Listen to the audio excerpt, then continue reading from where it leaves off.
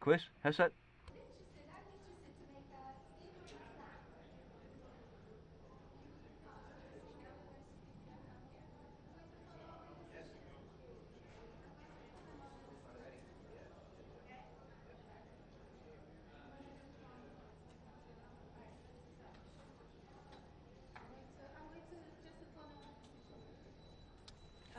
So, shall I wait for Sam?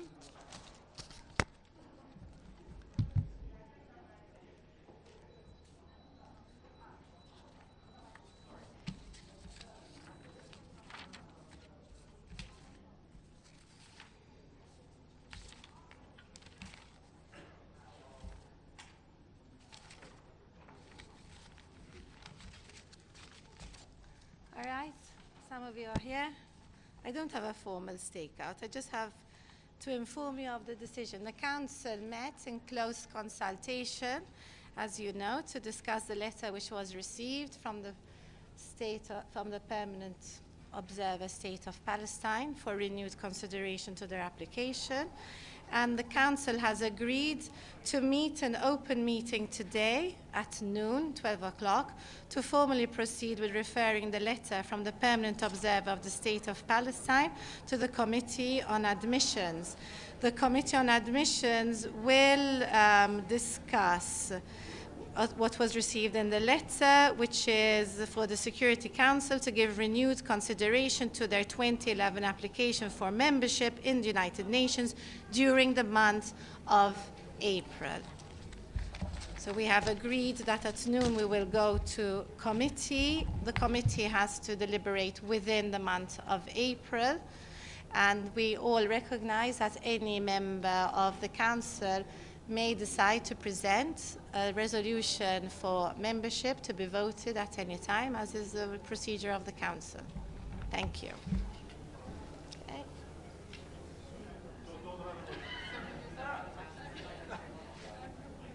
I'm here on another issue, which I wanted to share with you. In the last 3 days, the armed forces of Ukraine carried out a number of attacks against the Zaporozhye nuclear power plant. According to the press service of the ZNPP, on April 5th, attacks of Ukrainian combat drones were detected in the area of the cargo port and nitrogen oxygen station number 2. On April 7, even more grave incidents occurred. At 11:38 local time, a kamikaze drone hit the area of the canteen on the territory of ZNPP. As a result, 3 persons were injured, one of them heavily, and a truck unloading the food was damaged. It is worth saying that just 20 minutes before the attack, this area was visited by the IAEA experts in accordance with the previously agreed plan. Precisely half an hour later, at 12:08 local time, a strike of combat drone was detected in the area of the ZNPP cargo port. And almost 3 hours later, at 15:05, the armed forces of Ukraine directly hit with a drone a nuclear installation, the dome of the power unit number 6. Approximately at 15:30 local time, 3 IAEA experts, accompanied by the ZNPP employees, visited the sites that had been attacked around the plant. They inspected the places with the drones, hit with the drones, documented the damage and remains of munitions and delivery vehicles. Furthermore, at 16:21 local time, a kamikaze drone was suppressed over the power unit number 5. At 17:08, the armed forces of Ukraine struck the ZNPP training center. As you can see from the number of and intensity of attacks, as well as from the facilities that were hit, it is not about some accidental strikes. It is about deliberate and massive shelling of the largest nuclear power plant in Europe for the first time since the previous attack against the ZNPP within its perimeter carried out by Ukrainian forces on November 20, 2022.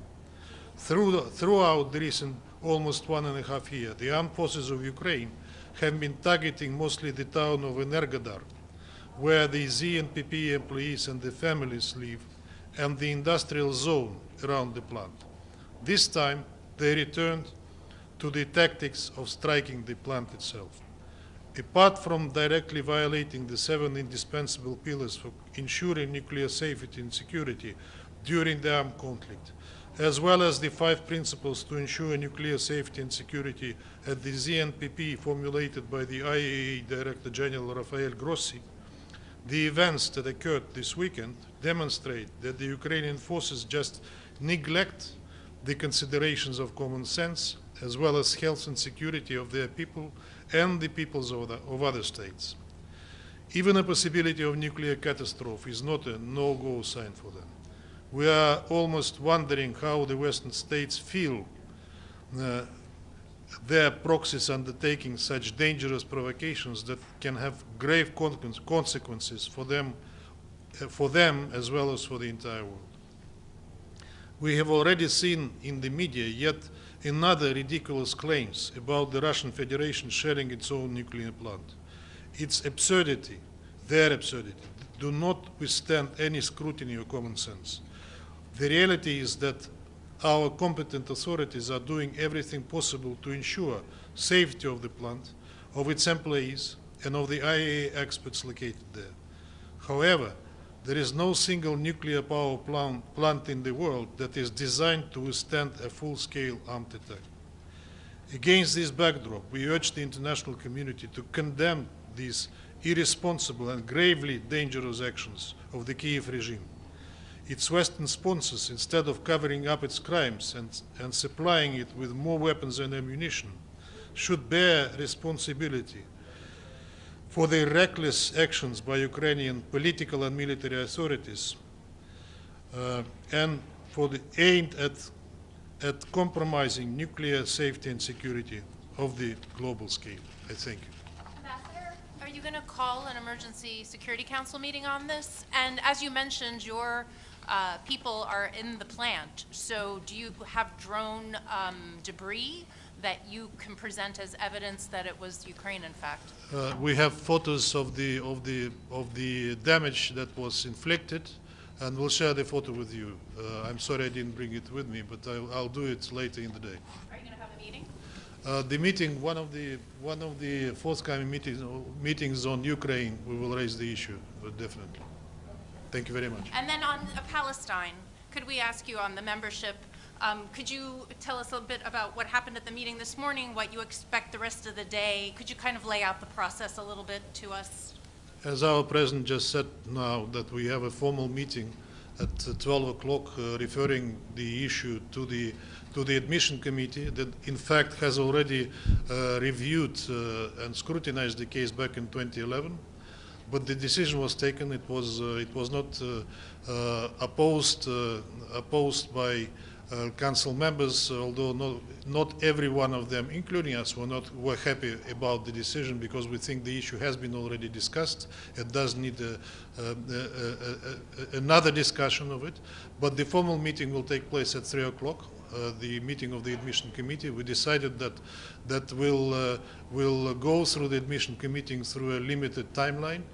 Besides the sponsors of the potential resolution to adopt Palestine as a full member of the United Nations can present their draft at any moment, committee or no committee. Thank you very much.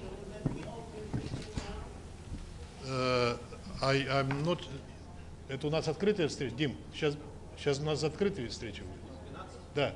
Yeah, that's a formal open meeting which will refer the matter to the admission committee. When you say limited time, what is limited time?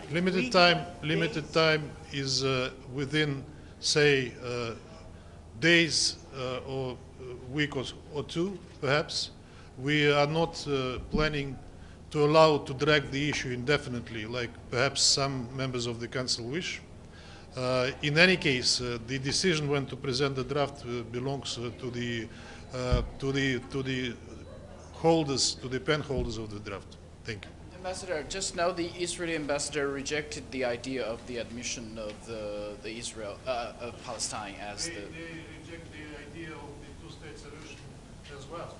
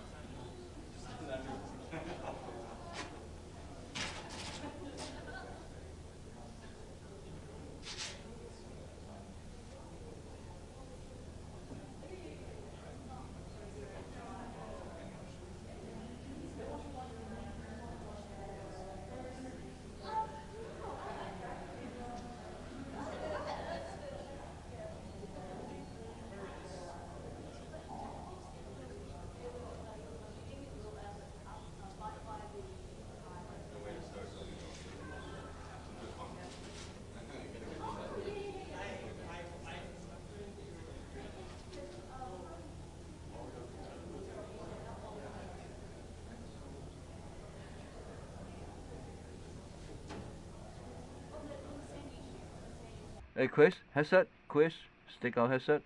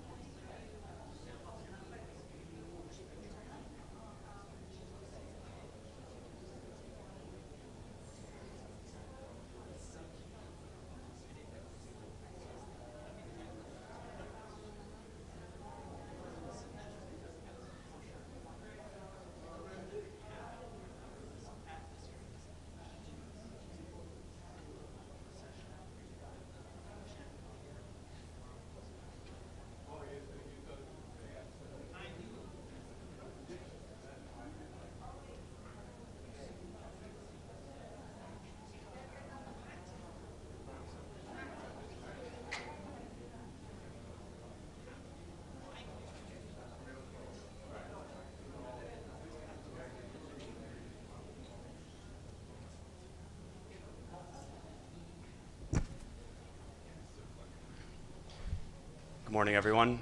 We want to thank you all for joining us. Ambassador Erdogan will deliver brief remarks, and then we'll take a few questions. Please remember to introduce your name and the outlet that you are from. Thank you so much.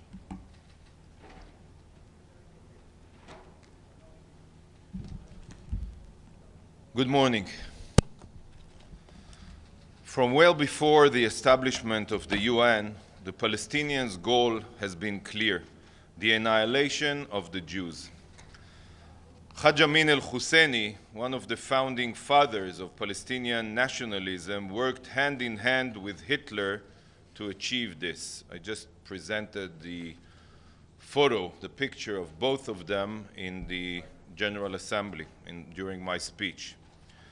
And from then until today, the root of this conflict has not changed.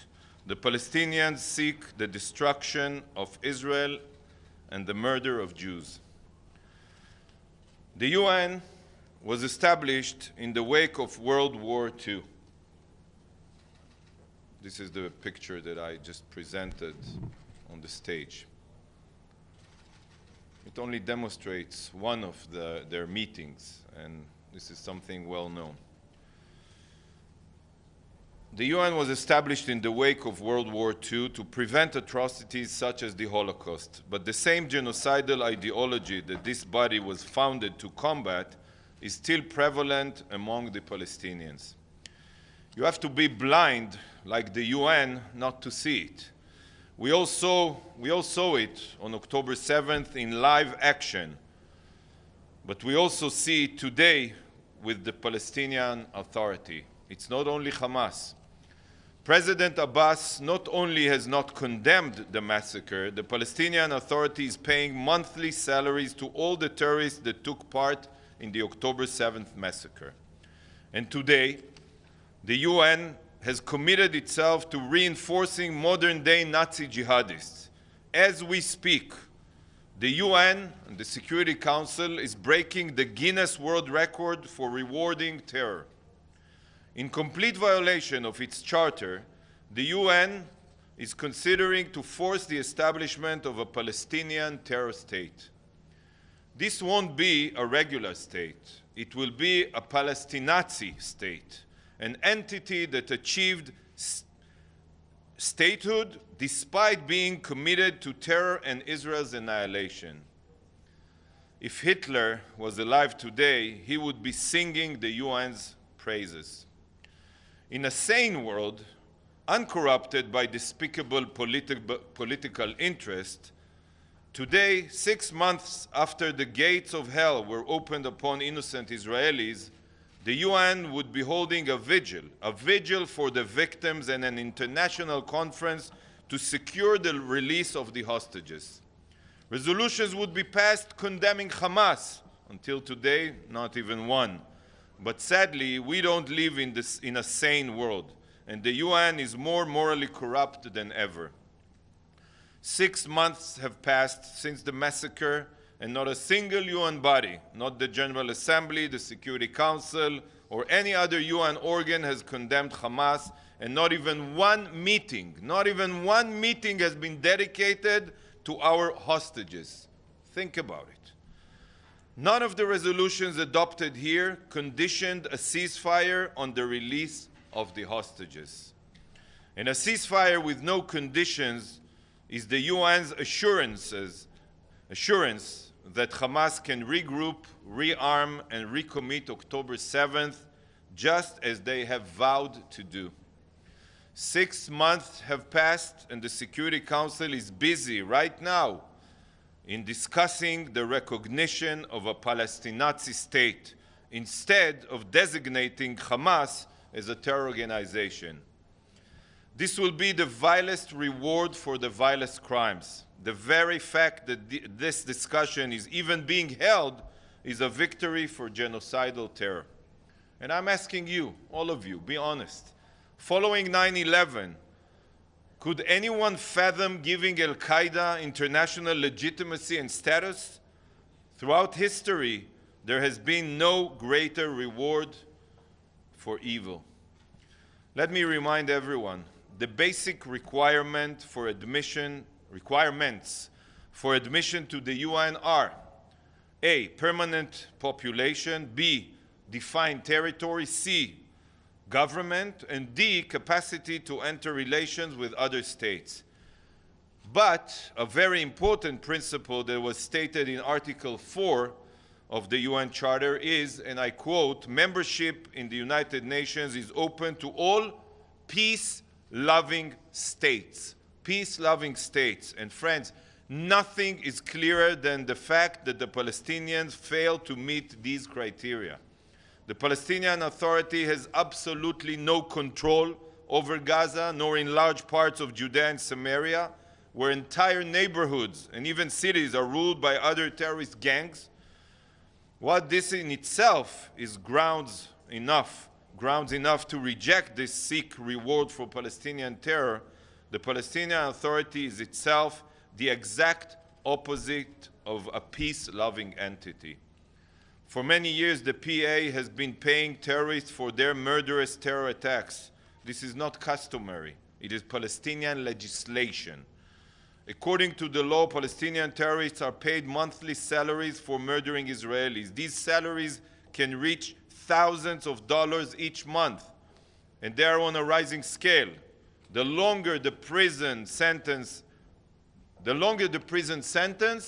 the higher the salary. You murder more Jews, you get more money. Sickening. The families of every Hamas terrorist killed on October 7th and since will begin receiving monthly payments, along with all the terrorists that Israel has arrested since October 7th. But granting the Palestinian statehood is not only a blatant violation of the UN Charter, it also violates the fundamental principle that everyone can understand of reaching a solution, a lasting solution at the negotiating table. There is nothing that perpetuates a conflict more than one side believing that they can force their demands on the other side through a third party. And this is exactly what the UN's discussion to unilaterally grant the Palestinians a state does. It perpetuates the conflict. From even before the UN was established, the Arabs refused to accept the notion of a Jewish state in any borders, here in 1947 and since. Each time a peace plan was tabled, the Palestinians' response was to reject it outright. To the Palestinians, the only solution is a solution where the Jewish state ceases to exist. This is not how you resolve a conflict. This is how you ensure more bloodshed, more violence, and many more October 7th. An agreement can be agreed upon only at the negotiating table, not by forcing it unilaterally here in New York. The UN has been sabotaging peace in the Middle East for years, but today marks the beginning of a point of no return. Thank you. We'll take a few questions. Please remember to introduce yourself and the outlet you're from. Start with that way. Yeah, Ambassador Xu Dezhi with China Central Television. Where from? China Central Television, Xu Dezhi. Just a question. Just now in the GA hall, you said now UN is a disgrace, a shame, a total bankruptcy of a moral bankruptcy. Has you considered to leave UN or have some coming more actions on this? No, we're not considering to leave the UN because then the situation will be worse because all the lies that are being spread here against Israel, the anti-Israel majority, as we all know, there's a group of almost 1/3 of UN member states who are Muslim countries that stands always in solidarity with the Palestinians, and it doesn't matter what are the circumstances. We know that vast majority of member states are non-democratic, so we have different values, and when our values are being questioned, and when so many lies are being spread against us, and we are being held to different standards that any other country here, and I don't want to elaborate on these standards. It's easier to do it when you represent a tiny country like Israel. So I will be here in order to shatter the lies and the double standards and expose the truth. That's why it's important for us to stay here. Mariam Ramadi with Iran International. After Damascus attack, Iran said, the Iranian regime, that they are after revenge. In case of Iran seeking revenge, what would be Israel's response, and also the impacts of this revenge on the conflict and also on the region? I do not mean to refer to the things that happened or did not happen in Damascus. This is not our formal policy. I can only say that we all know that Iran publicly calls for the annihilation of the state of Israel. It's unfathomable to see a member state here at the UN calling for the destruction of another member state. So therefore, we are preparing ourselves to defend ourselves, and we will do everything that is needed to defend our people. By the way, it's not a secret that Iran has been arming, funding, training all of its terrorist proxies in the Middle East, like Hezbollah, like Hamas, like Palestinian Islamic Jihad, like the Houthis. And I hope that the world would see what happened after October 7th and would understand that if Iran is not stopped, it might wreak havoc on the Middle East and endanger the future of the whole world. Iran is the biggest danger to the future of the civilized world and to the entire world. Mike. Ambassador Don, there have been media reports lately that the U.S. is working with President Abbas to reform the pay-for-slay policy. President Abbas has said on multiple occasions that he would spend his last penny, if need be, on these terror payments. Do you think these talks of reform are substantive? Do you have any insight into what's being discussed? We are grateful to everything that the American administration has been doing to support peace and security in our region. Unfortunately, personally, I'm not sure that it can be changed, because not only that I heard, like you, I heard President Abbas saying for so many times that if he has only one last penny, he will spend it on incentivizing the Palestinian terrorists. I was personally involved in such discussions, and I saw no intention from the Palestinian Authority to change their pay-for-slay policy, which I quoted in order to prove why they are the opposite of a peace-loving entity. So I'm quite skeptical regarding your question. All right. Thank you all so much. Thank you.